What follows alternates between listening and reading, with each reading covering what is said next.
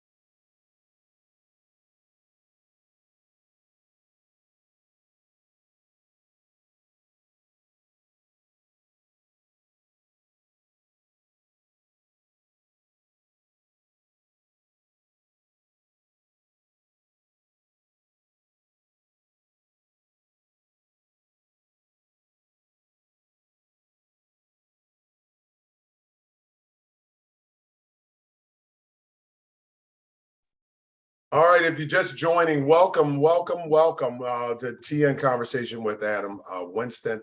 I am today we're gonna have a fun-filled show. It's generally when I don't have a good lineup, I generally go on and I do my spills. I am happy to be here today because last Monday, if you hadn't noticed, I did not have any power. I lost power in my house, and it was no storm, so it was no storm.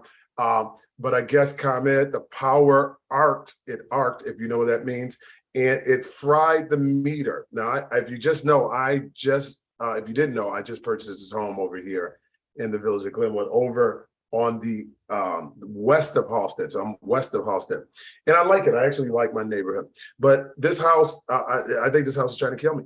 The electricity, it spiked. In that spike, or arced, it fried my meter. Now, here's the thing, and most people don't know this, and I like to share what I learned because I think we do better when we know better. The meter that reads your electricity on your house, you own. Those wires that come into that meter from ComEd, mine come from up underground. Homewood, a lot of their lines are above, but my lines are underground, and then they come in and they go into the meter. Okay. And thank you for joining, if you're just joining.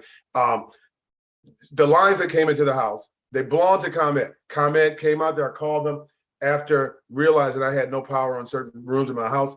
And I'm talking about my week since last week. And I called them, they come out there, oh, I don't know if these are my lines. In any event, ComEd said, whatever, we own the lines. However, and this is something that homeowners need to know. And again, we pay taxes, guys. We pay a lot of taxes. This show, TN Conversation, we have these candid conversations. You don't know about this stuff until it actually happens. But the meter belongs to ComEd. So on your house, if you look at the back of your house, the meter belongs to ComEd. But the box that holds the meter belongs to you. So when that arc happened and it burnt out my electricity, what ended up happening was I have to replace the box, and that's what ultimately ended up happening. So those are things that people need to understand. They need to know, okay? They need to know and be much more knowledgeable about home ownership, because I always thought that the box belonged to ComEd as well as the meter. If you're just joining, welcome to TN Conversation. This is with Trustee Adam Winston. We are going to be meeting with the board members from District, I think it's District 153. They should be on today. They're going to be talking about this levy. I know if you've seen the signs. I don't know if you've seen the signs or not. I've seen the signs. They've been all over different areas of the community. But there are different signs talking about vote yes for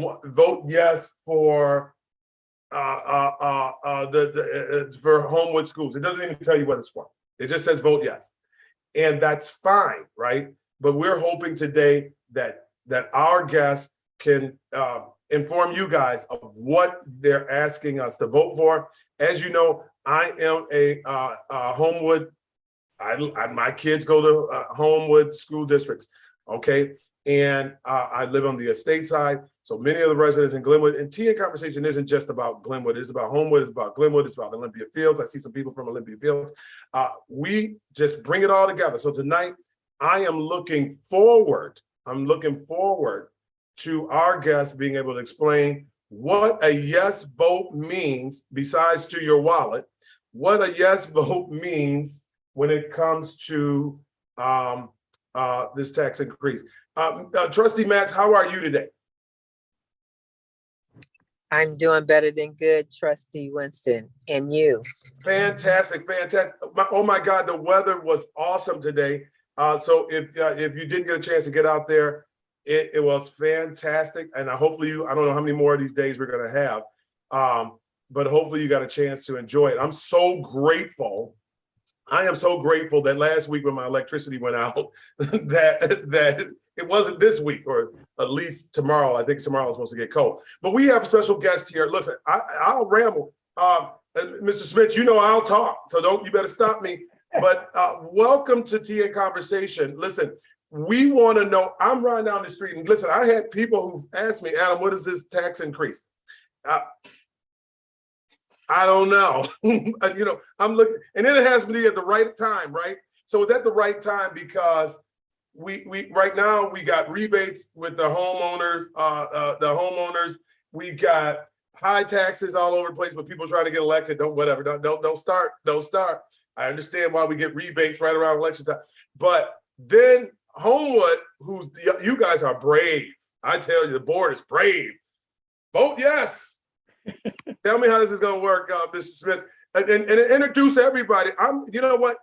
My hope is that this candid conversation, right, will allow you guys to talk to our audience. And listen, we are streamed on YouTube. We also streamed on Facebook, so I'll be jumping back and forth. But if you see me looking up here, it's because I have a big, gigantic 31-inch screen so that I can kind of navigate the different conversations. So understand that everything that we say, even if they don't give the question to me today, they'll be giving us the question because people do watch it. So my hope is that your presentation, because this is not really a debate, I guess it's not. I don't think I have any opposition on here. I thought I saw Attorney Reed on here, which would be, this guy's a genius. But other than that, I'm gonna let you guys have the floor. Tell me who wants to start first. Who wants to start? And now Team AB, Mike, you're part of the team. You're part of the A team, right? Yeah, so I think that's a holdover from a work event last week. So okay. So I'm Mike Dickover. I'm a citizen here in Homewood. I'm a parent. I am part of Citizens for Homewood Schools.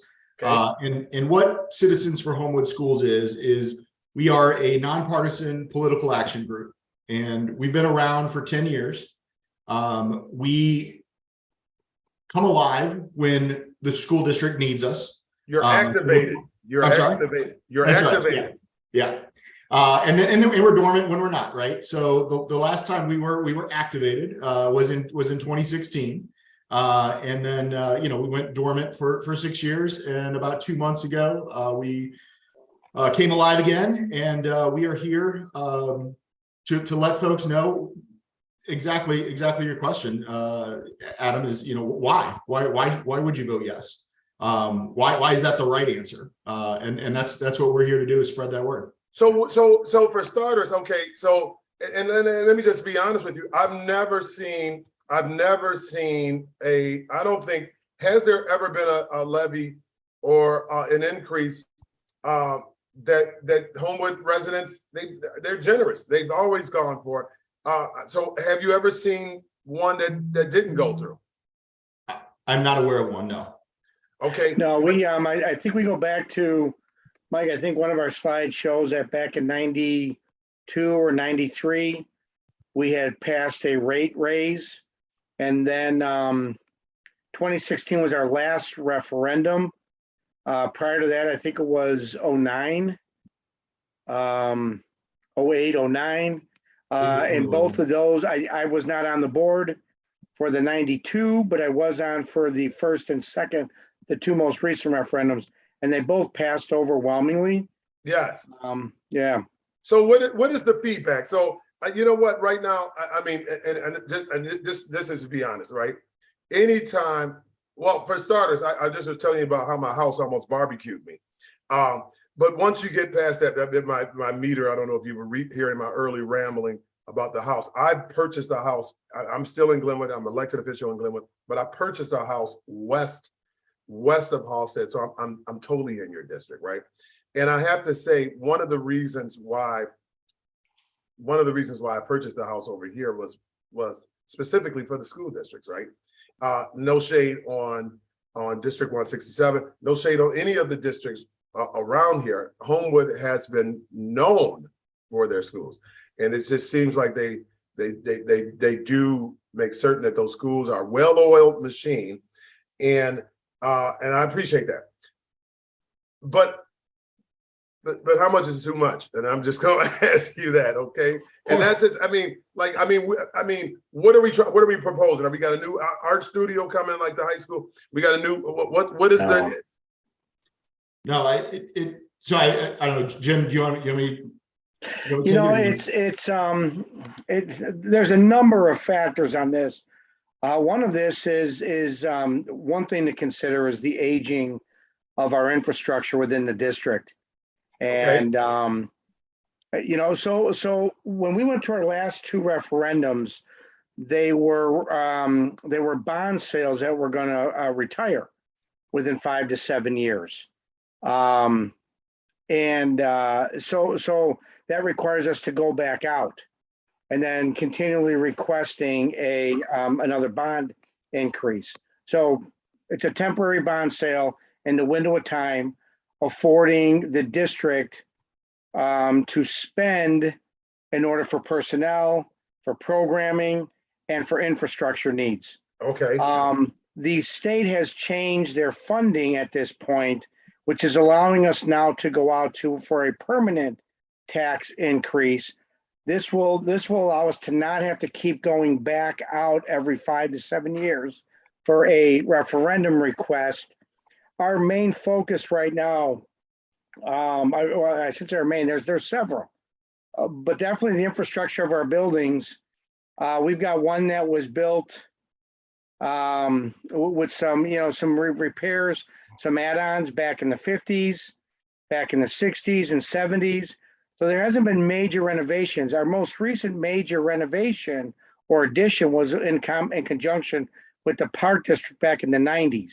Okay. And that was to James Hart. So how many, tell us about the schools. What are the schools that are included in District 153? What are the schools that are included? There's Willow, which deals with pre-K to second grade. There's Churchill, which is grades 3 to 5. And then there's James Hart with his 6th, 7th, and 8th. Okay.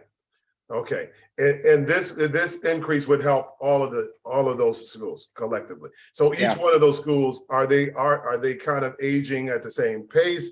I mean, they all need improvements, or is it one more specifically than others that need more improvements? It's Churchill and Willow mainly at this time. And Mike, if you've got specifics, I'm just known from the construction projects that we've done in recent years.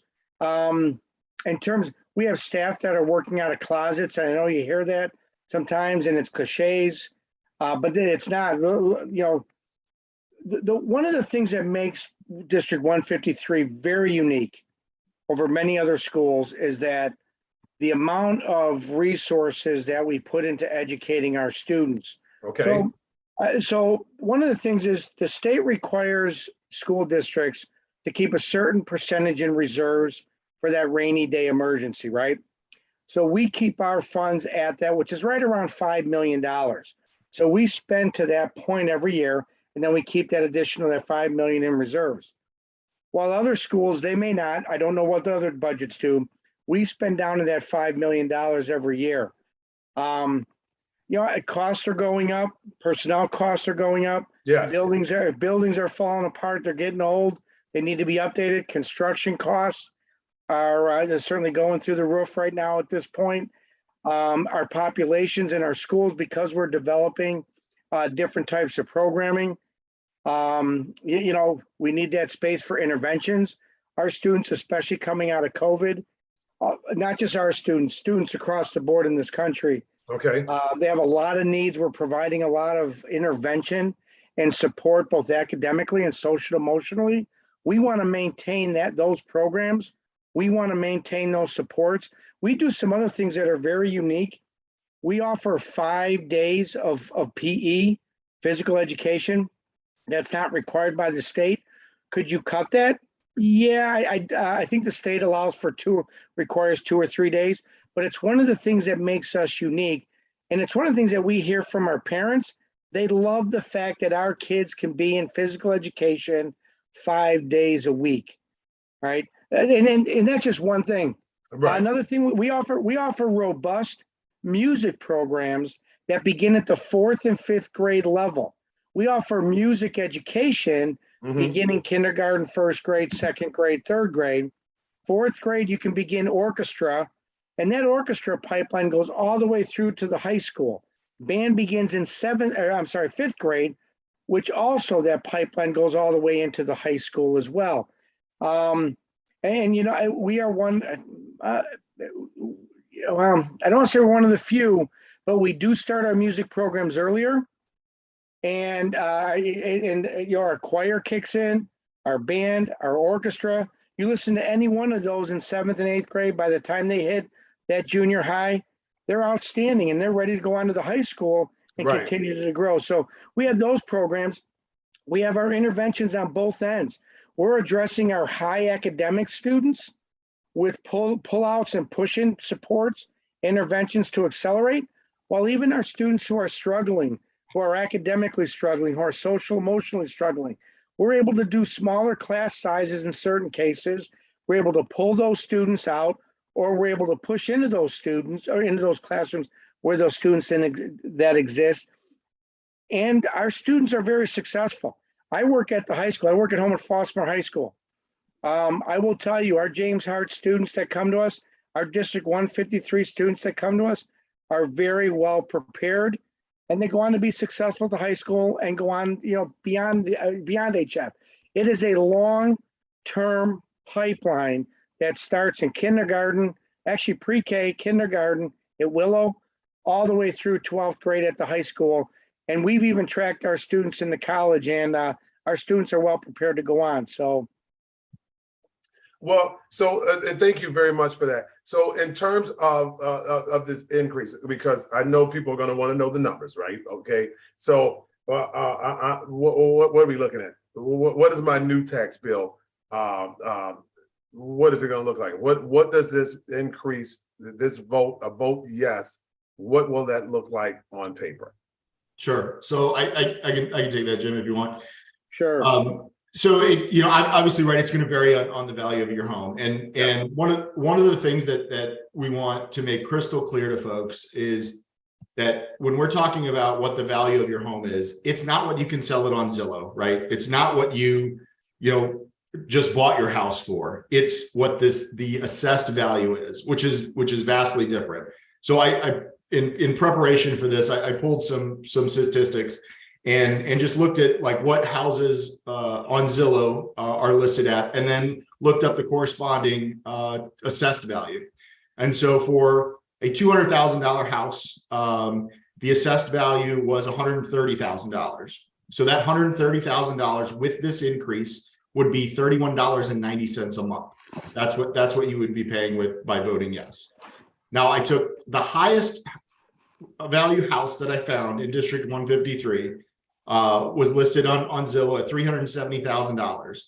That had an assessed value of $186,410, and that increase would be $50.09 a month. Now I took the lowest paid house the lowest price house in Homewood, or in District 153. It was $135,000 with assessed value of $114,000. That was $26.92.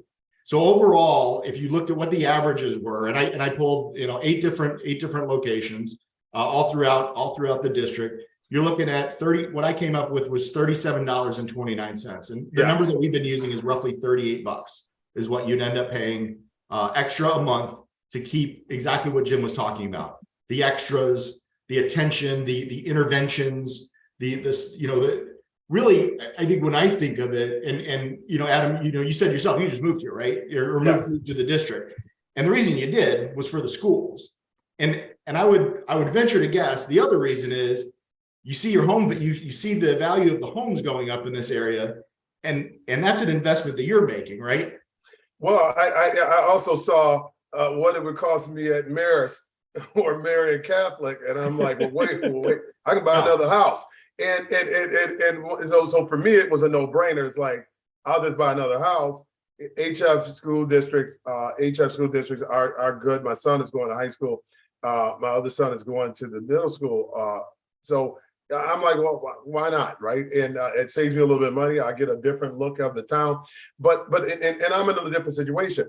And I'm looking, and I know you can't, you gotta have big shoulders, Team AB, Mike, and Mr. Smith. But I'm looking at, the Homewood Library, and I get it. I get the $26, $27, but it's $26 there. The Homewood Library hits you with a couple of $26.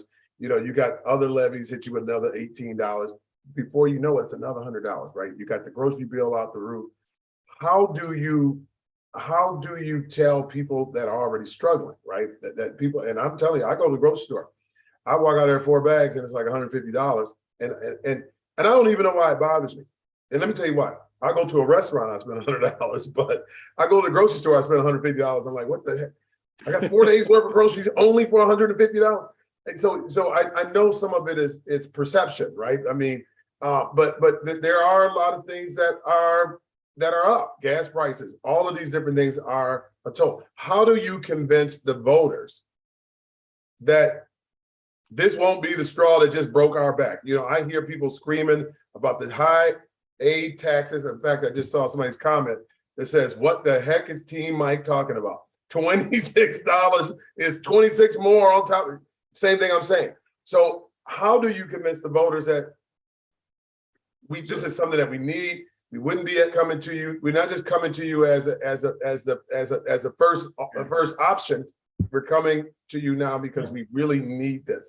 The alternative is we cut services. The school district cut services. What does that look like? Talk about that.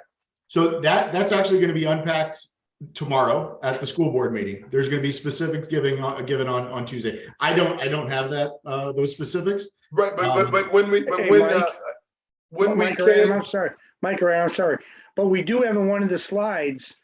It does show on that on our PowerPoint that there's, if we continue spending the way, so let me backtrack. When we went out to the previous two, by the way, for those joining, I'm sorry, I did not introduce myself. My name is Jim Schmidt, and I am a member of District 153 School Board. I've been on the board. This is my 4th term on the board. It's my 15th year on the board. I was part of the previous 2 referendums. We went to the taxpayers and said, look, this is the programming that we have. In order to maintain this programming, we're coming to you and asking you for a temporary bond sale, a temporary raise of your property taxes in order to maintain the programming. Our taxpayers came out and said yes, overwhelmingly both times. We're coming back again saying, look and it's not a threat. And Mike, I don't know if you're going to be able to get to show that slide. It would be helpful as a visual if we want to do that, but there's a $2 million potential deficit spending, right? That we've been able to overcome because of the bonds, the last bond referendum. If this doesn't pass, we're going to have to address that deficit spending, right? Which means we're looking at cutting $2 million. Now, the other thing, and this is another slide that's in the PowerPoint, is I don't think what a lot of people realize, a lot of people are thinking, well, what about Halstead taxes? What about the tax that are about to come from the casino? The high school has so much money, or District 161.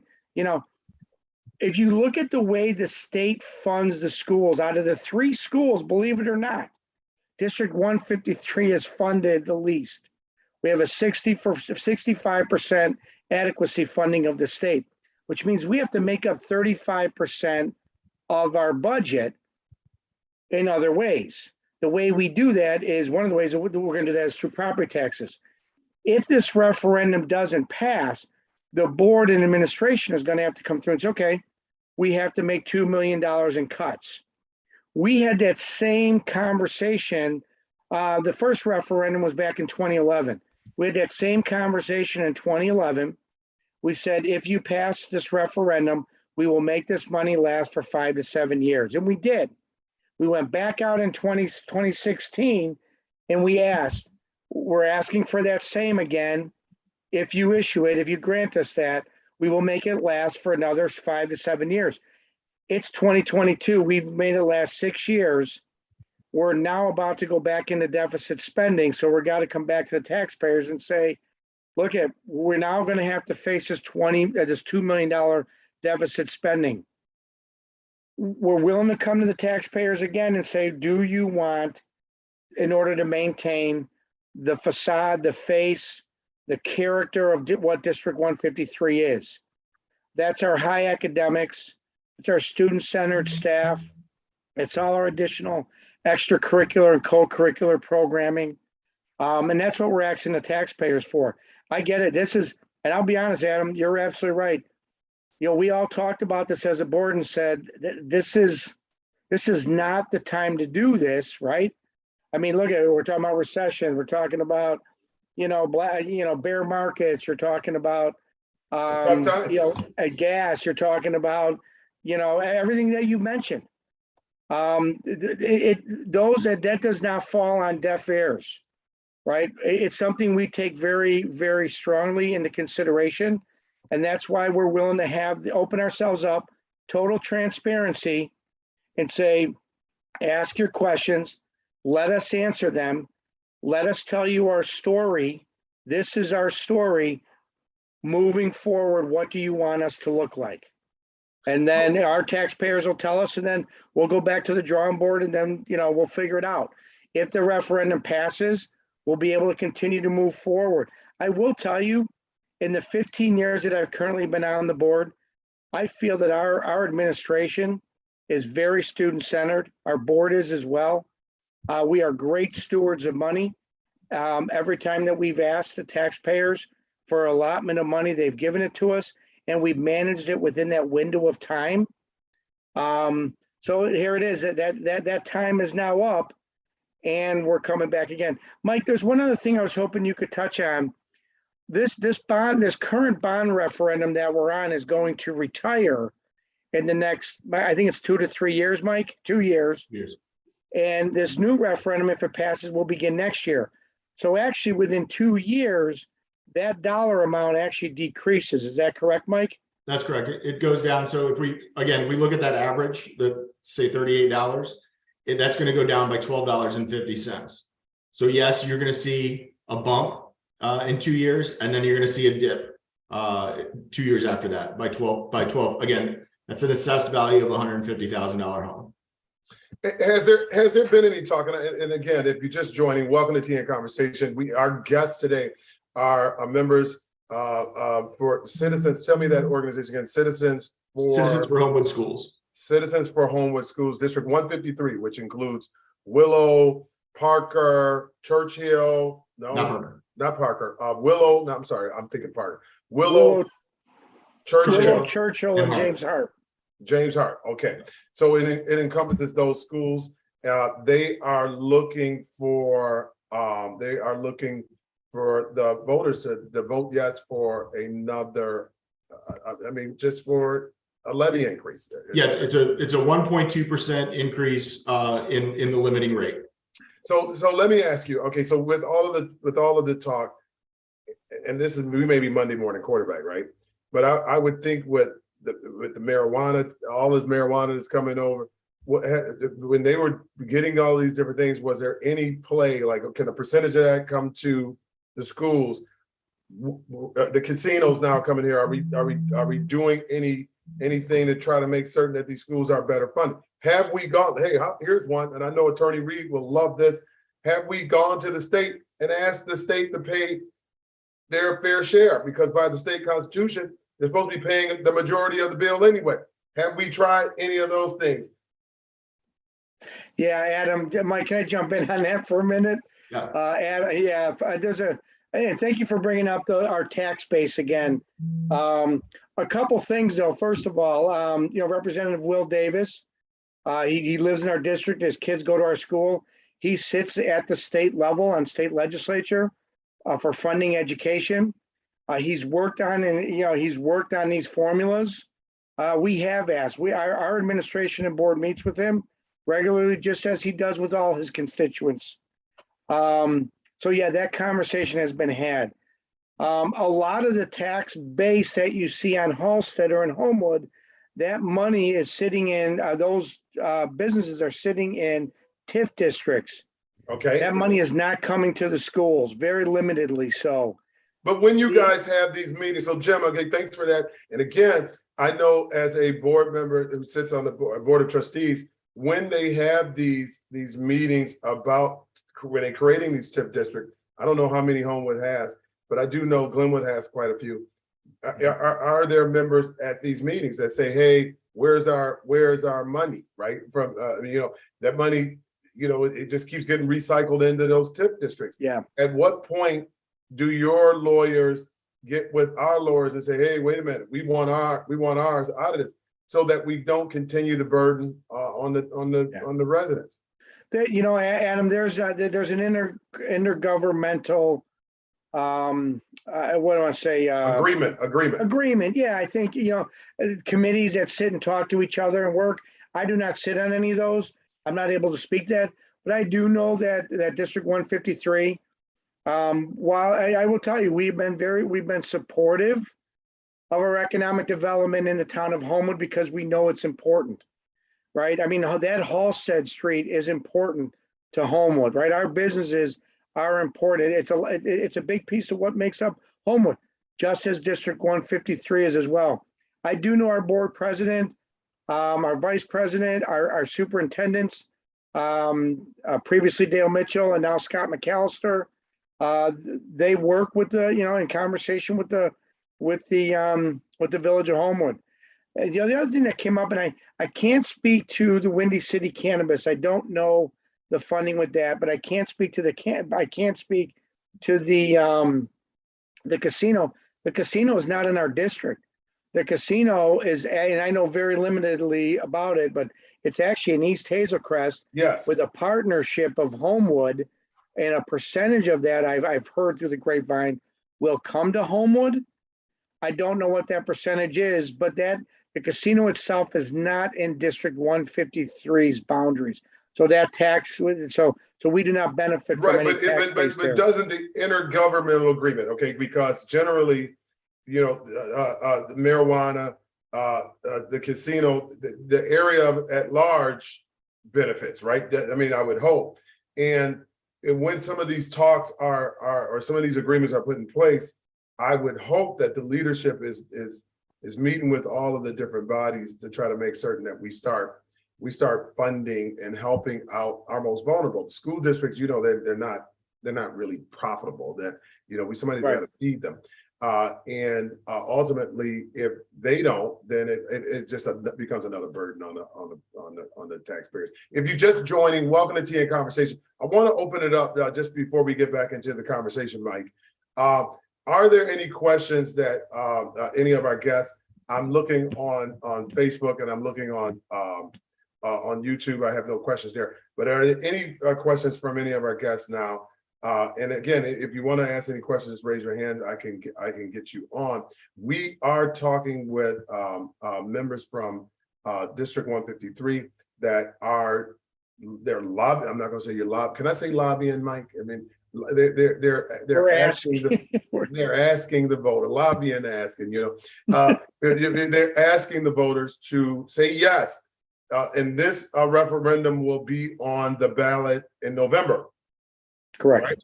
So if you live in District 153, and those schools are, again, just for those who haven't been listening, that would be not Parker. I'm sorry. Why do I want to say Parker? Churchill, Willow, James Hart. Those are the three. I thought it was four. Just three. Is that three? Just three. Okay. And the schools that need the most work would be Churchill and Willow. And Are our two oldest. In fact, right now we're I wish I knew the dollar amount. I apologize, I don't. We're spending, just try to do some upgrades right now. In fact, we're doing boiler work. One of the things after COVID, the federal government gave schools money for air quality.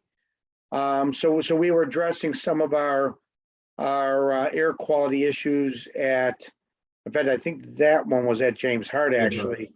And at one of our board meetings I think back in August, Just had happened that day. We were able to bring pipes in as the construction company was in there working. Pipes were literally falling apart.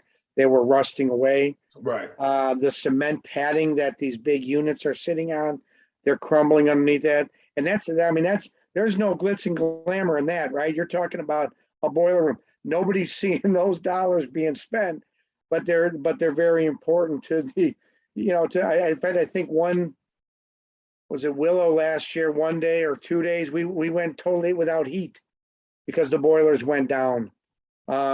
With the expansion of populations, right, and the development of programs, we've expanded out. In fact, currently right now, we are building a 2-classroom addition onto Churchill. Okay. And we have we have put in a temporarily mobile classroom at Willow right now, and those are temporary fixes. We'd like to put in permanent structures, allowing for the expansion of facilities. I'll give an example. In Willow, we don't have a gym and a cafeteria separate. It's the same room. Okay. So our gym teachers teach, and then they've got to shut that down by a certain time. And then we got to set up for our gym or for our lunch. And then we got to tear that down in the afternoon. And then we got to go back to our gym classes. So part of the improvement would be adding a gym to. That was one of the things that we've talked about, just the need for that. There's a number of things. I have not sat in those specific conversations, those in-depth detailed conversations, but that would be one of the areas that we would potentially look at, just in terms of expansion at Willow, if we were able to do construction projects. And even some of that stuff is long-term. What we're asking for this referendum is not for those big construction projects, by the way. Okay. That would be something that we'd have to figure out somewhere 5-10 years down the road. Right now, we're looking at just basic shoring up the infrastructure, providing what's needed in those classrooms, maintaining our staff and personnel. I think here's something that I think it's on the news. I think what's important for people to realize is that there is a crisis in America right now in public education. Okay. Right. And one of those is the people not going into education. The educators not there are a lot of people certified in this country to be teachers that are currently not teaching. There is a thing going on right now called the Great Resignation that's happening in education. Thank God it's not in our districts, but there are in District 153, there are a couple positions that we are still struggling to fill. We are unique. There are a lot of other schools out there that could have anywhere between 10, 20, 30 positions that they are not able to fill. Here's a message that we can send to the world of educators. And this has been the message of District 153. We care about education. Our community supports education. We care about education. We care about our students' education. We show it in our class size. We show it in the amount of supports we provide. We show it in our curricular and co-curricular programs. I'm telling you, that message is a draw for educators. Right now, I'm an educator. Now I'm at the tail end of my career, but I'm working with a lot of young educators, and they're talking about, God, do I stay in the profession or do I get out? Right. I'm blessed to be able to work at Home and Flossmoor High School, right? We are fully staffed. I am very blessed and fortunate to live in 153. I moved to Homewood 25 years ago and educated my 3 daughters through this district. Our students do very, very well. And I'm also blessed and fortunate to sit on District 153 with a group of board members with outstanding leadership, as well as our district administration, and also to be able to partner with CHS, right? These are parents that have come out and said, this is important. Keeping the face of our district is important because this is what makes us unique. This is what draws people to the profession within our district. right? And I think that's something else we just need to be talking about is 153 is unique. 153 is a special place to work. We want to maintain that. We want to maintain our supports. We want to maintain our class size if at all possible. We know it's good for kids. We know it's good for staff. And in the end, that's where that education takes place, right? In the classroom between teacher and student. So what's that class size? What is the class size currently? yeah, Mike, do you have that? I have a range of sizes that we've talked about. I think at Hart will average, I think 25 to 27. At our younger grades, we'll average 22 to 23. In some of our interventions, we can average upwards of 18 to 20 in that window of time, in that window.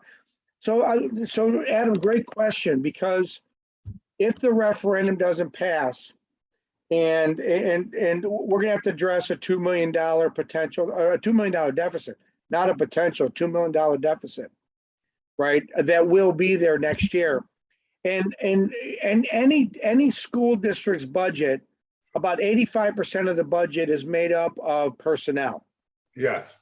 So if you're gonna do any savings, it's gonna be out of personnel, right? We don't know specifically what that looks like, right, in terms of right now, but we're starting to have to plan for that. It will affect class sizes. Those class sizes could go up at probably, I'm going to estimate anywhere between 2 to 5 students, right? Depending on where our James Hart is now at 25 to 27, that might go up to say 27 to 30, somewhere in that window, right? 30 sounds high, but it could. It just depends. Your lower interventions could go up another, 2 to 3 students as well. So all told, our average class size could increase. I'm going to say anywhere between 2 to 5 students. Mr. Smith, thank you very much. And for those who are just joining us, welcome to Tea and Conversation. I want to dive a little bit deeper, and please ask your questions. Ask as many questions you want. If you don't want to say it, I'll ask the question. I noticed, okay, and I'm going to go out there, because one of the things that COVID did do, besides made a lot of schools rethink how they were operating, but they also provided some resources. Did District 153 receive any kind of COVID funding? Adam, that is a great question. Thank you. They did, but those grants were 2-year grants. Okay. So in fact, once again, in one of our slides, we'll actually show that those grants have actually helped keep us afloat. Especially I'd say one of the things right now, a different topic, but yet impactful. Yeah, as we all know on this, we haven't paid our property taxes yet, right? Right. So there are some schools that will be spending into deficit right now because they haven't gotten their money from the state, because taxpayers have been going in. There's that threat of that happening. We're not in that situation right now. We're not going to have to go out and borrow because the way we've managed our funds. So we've used some of those funds that now when the state issues or federal issues those grant dollars, some of it is general, a lot of it is very specifically targeting. We have been able to put some personnel in places, right? But those are temporary supportive personnel or intervention programming. That intervention programming might be a person, it might be an extra duties, it might be before and after school programming, weekend programming. It could be a night it could be a number of different things. We have used some of that funding. We've targeted everything that it could be earmarked for. We've spent that. That saved some of our other money that we would have had to spend for those. But those grants dry up. This is the last year of the 2-year grants. Right, but so I mean, I'm going to dive a little deeper, because the 3 schools, each one of those schools were given a certain amount of money. Right now you're asking for you guys are trying to cover 2 million, right? About 2.5 million. Is that about 2.5 million? So what I'm saying is, if there was no COVID, then what would have happened? Because the three schools, I think, I mean, I don't know the dollar amounts. What are the dollar amounts that they received at each school? Do you know that? The money goes to the district. I'm sorry, I don't. Do we know how that money was spent? Because that's the other thing. What was that money used for? Like if a school received 800 grand, 800,000, almost $1 million, another school looked like it received almost $2 million. Where did that money go? Yeah, so once again, Adam, good questions. Yeah, some of that money, some of that money was targeted for air quality, to improve air quality in schools. So we've put that money into that construction this past summer to improve our heating, our ductwork. They're tying that air quality back to, to the COVID air quality, poor air quality. This was federal government funding, poor air quality. Therefore, let's improve air quality, filtration, and hopefully then it won't be as widely spreadable. I don't know. Yeah, we've spent that money for that. We were given money for it's called I'm gonna use my own summarize. Can't remember the specific terminology. Learning deficit catch up, helping students go back and catch up some of the loss, right? And how are we doing that? We provided extra tutoring in the evening, after school. Could be mornings, could be even during the day where we do targeted. So yeah, all the money that was given to us, we spent it targetedly as the grant was allowed, as it required. I don't know specifically what that is. That would be Scott McAllister and John Gibson. Scott McAllister, Dr. McAllister, and Dr. Gibson is Dr. McAllister is our superintendent, and Mr. Gibson is our chief financial business officer. Both of them can speak to the actual specifics that they've spent it on. Yeah, well, I think that so just, and again, I don't have the numbers. I just did a little bit of soul searching, and one of the schools looked like they almost received $2 million. And for air, I'm thinking you could have probably put a fan in the window there, Smith. No, just kidding. If you're just joining, welcome to Tea and Conversation. I am enjoying myself, learning a lot about District 153. It's a lot because, like I said, when I drive down this, literally, listen, I'm driving down the street with a couple of people that live in the area, and they're seeing these signs, and they've asked me. They know I'm into this I'm in this space where I should know. And I was like, I don't know what they're asking for. They just say yes, Ellen. So, Adam, if I can, and I, as I said earlier, and I agree with you, it's a tough time to come out and ask, right? Especially, I will tell you this, normally referendums don't run in this cycle of the election, right? We've got people coming out to vote for the governorship, right? Well, certainly there's a lot of bigger issues that are going on that are drawing people's attention, that are going to draw people to the polls. We are willing to be transparent, right? We are willing to put ourselves out there and ask for what our needs are, in order to provide for what our students want, what our parents and community want for our schools and our students.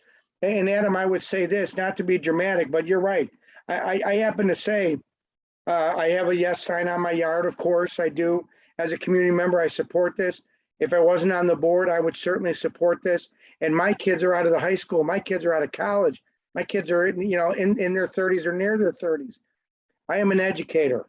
I know the value that schools bring to communities. If not these signs, the potential for what other signs we're going to see over the next 3 to 5 to 10 years. For sale signs, property sales, property values, possibly, decreasing. right. Adam, you moved to this district. I moved to this district.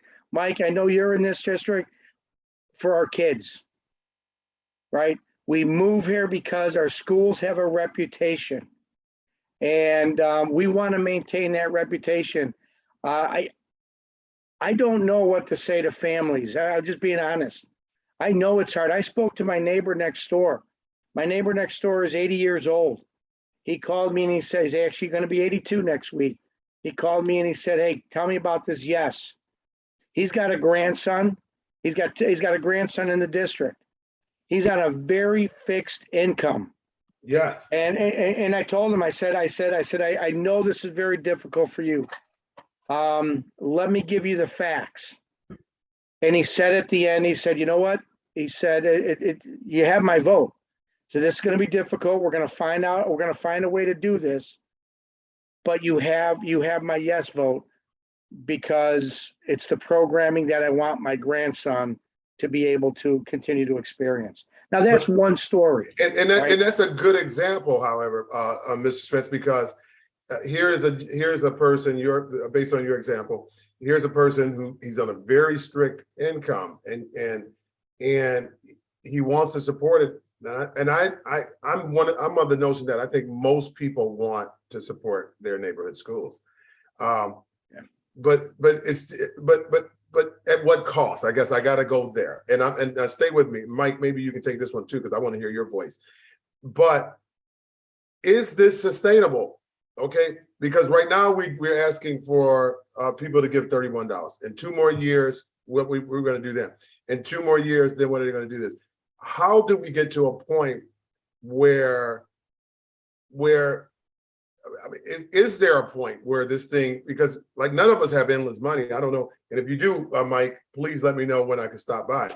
But how is this sustainable? Like, it just like, you know, I mean, we do yes, this time we did yes, last time we did yes for the library, and everybody, it's like Sarah McLachlan. I'm hearing the music and the tears are just flowing down my eyes. I just went out and bought a dog and I don't even know why.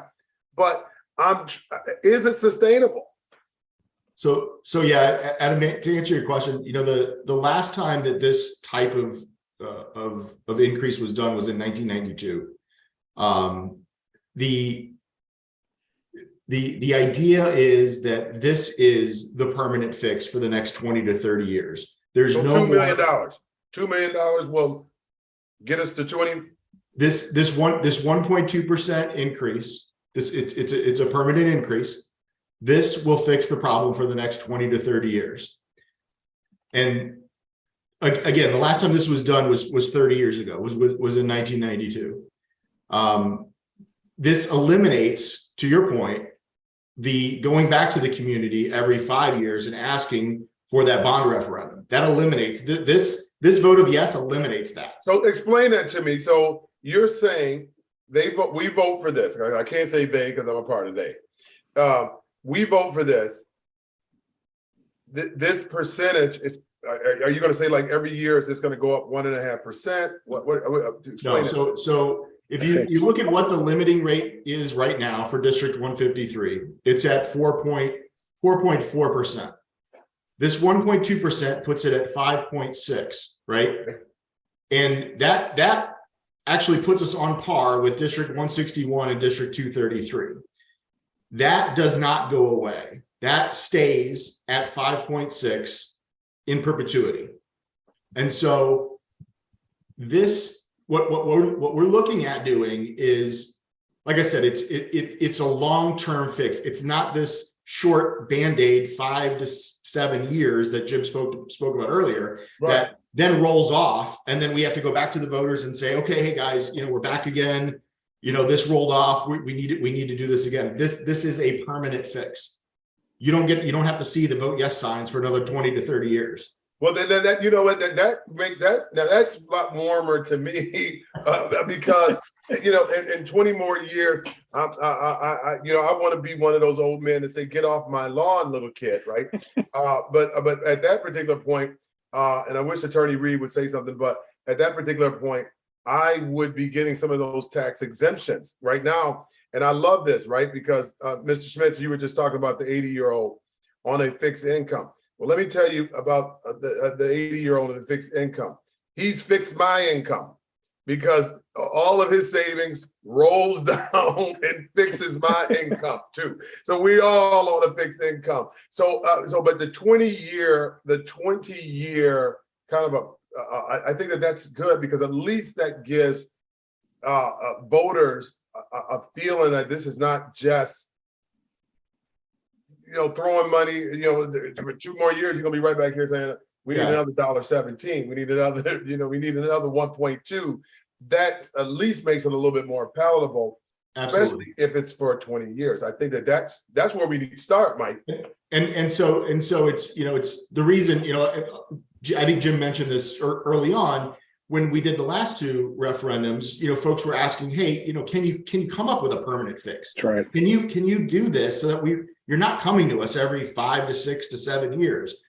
And at the time we couldn't, because the way the state laws worked was if the limiting rate were to increase, the state then had the ability to claw that money back. So it was a net zero gain for the school, but the taxpayer took the burden. So in 2017, the laws were changed and the state said, okay, if district, you want to raise your limiting rate, we will not claw back that money. You get to keep that money. And that's why now we're looking at it and saying, this is what we've been waiting for the last 10 years. This is our permanent fix. And now then once it goes through, we don't have to go back to the citizens again. I would like, and I got to go back. I'm one of these people that I want to follow some of this money. I'm looking at District 153, and I think that this is a worthwhile question, Mr. Smith. But I'm looking at one school got 200,000, another school got 800, another school got almost 2 million, and it looks like another school, I believe, no, is this all of the numbers combined? So you got one school that got. Where is this money? Because I know that's a lot of money on air conditioning and breathing machines. No. It's not all air conditioning. It's not air conditioning. It's not all air quality. It was programming. Okay. It's temporary personnel. You're able to put in some additional supports through personnel. Other resources, materials. I don't have the item, the item analysis of that. Certainly we could have that, but that's where that money was earmarked to. Okay, because and then I think that they loosened the restrictions. Now, here's my concern. I know that they initially had these clear money had to be spent like this, and then all of a sudden, it was like, hey, do whatever you want with the money, right? And I think that, that's fine, but I think that those were these, I don't want to say it was a windfall. Unfortunately, COVID came and affected a lot of us, but COVID benefited a lot of places that otherwise would have had. The well would have ran dry way before, because I'm looking at this amount of money, that almost at $3 million in the school district. That's $3 million. Boom, that hits that's what you need right now, right? And then you wouldn't even have to go to the voters asking for more money. So it would be great to know where that money went. Well, Adam, remember that was a temporary, like you said, I don't know the exact dollar amount. That was a temporary dollar amount that retires this year, right? So our operating costs will not remain flat. They'll continue to grow. That's just what happens in schools, right? Right. Right. So that $3 million actually, and I don't know this for a fact, but that $3 million, it's a temporary infusion of money to improve, either support or improve. Now, if that money was going to be there for the next 20 or 30 years, we would not need to come out for a referendum right away. We would still need to within a couple of years, because as costs go up, right, eventually we're going to begin deficit spending again. Right. But that money shuts down. Mike, and I see you wanting to jump in there. We're going to still have to address that deficit at some point, and then that's what we're preparing for. Mike, you want to? No, yeah, I think that's exactly right. Now, Adam, I think that's the point. There is the school itself, the district itself runs on a deficit. So it's not $2 million that we need today. It's $2 million that you need every single year, because because the state doesn't fund the school properly. The state says it takes $1 to educate your student. The state gives the district 65 cents. So that 35 cents needs to materialize somewhere, right? And so I think that's the point is, okay, even if we got a $2 million infusion today, we're going to be in the same place next year. But this fixes that long term. But okay, so then how does it, because you didn't expect almost $3 million, right? And so you didn't expect it, you got it, right? You got this extra. So I guess what I'm trying to process this, you didn't expect it, it did come. I would think that would be, to the plus side. You're saying, Well, that would be, Adam, that would be if we took that money on top of, that would be if we put that money in and replaced our current expenditures. That money was used on top of what we were currently spending to, once again, improve certain infrastructure pieces tied to whatever the grant stated. I know it was air quality was one of them. And then the other thing was to provide additional personnel supports and resources. That cost extra money. So that money allowed us to do more in that window of time in order to support our students, right?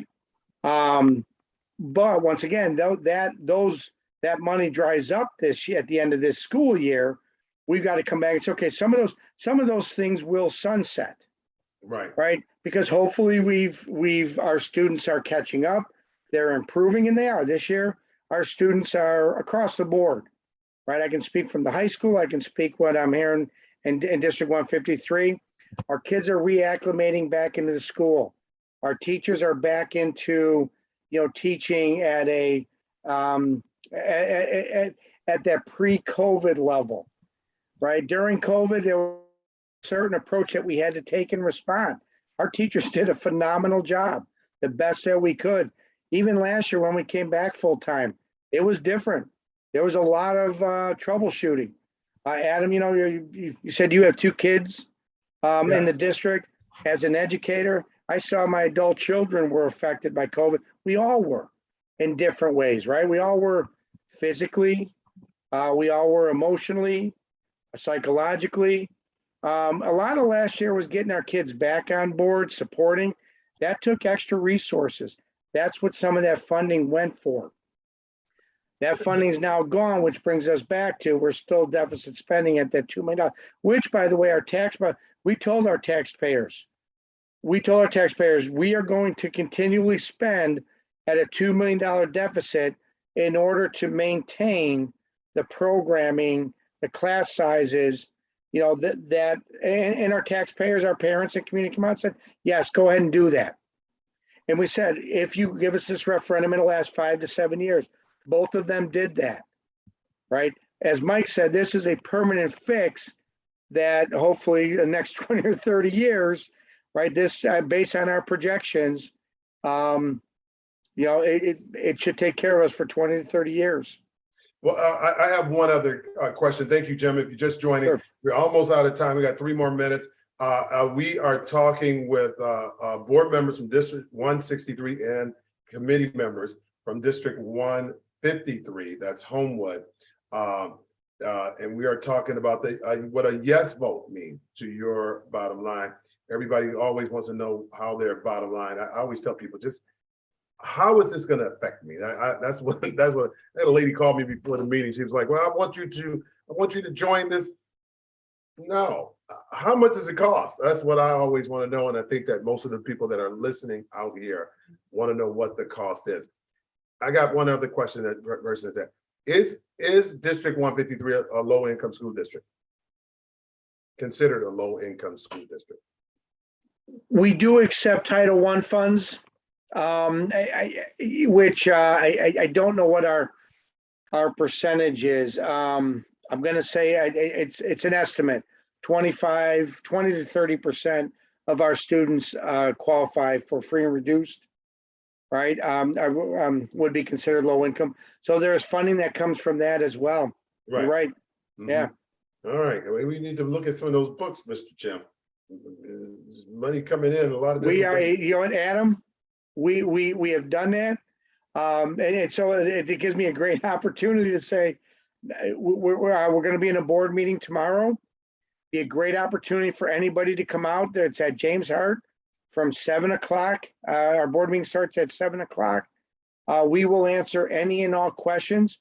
At the board meeting is our superintendent, Dr. McAllister. We have 7 board members. Most of us are usually all in attendance. You know, and then at most of our meetings, our administration from each of our buildings is there, and our chief financial business officer is also there. So those questions could be answered. I apologize, I can't get into those weeds. Not that I won't, I can't, I don't sit on building, I don't sit on property and finance. And our budget is a large item. I'd have to go in and look at that. But here's what I will tell you. If anybody has any questions regarding our budget, Adam, please encourage your listeners to reach out to the district. We will answer any and all questions that they have. Fantastic. And if someone wants a sign for their yard, what do they need to do? Yeah, absolutely. Check out our website. It's Vote Yes 153. The number's 153.org. We've got information on the referendum itself, how you can help out. Say that one more time. Vote yes. Sure. Vote Yes 153.org. That's our website. That's our Instagram. That's our Facebook. Sign up for a sign. Look for other opportunities to volunteer. Get more information. Ask a question.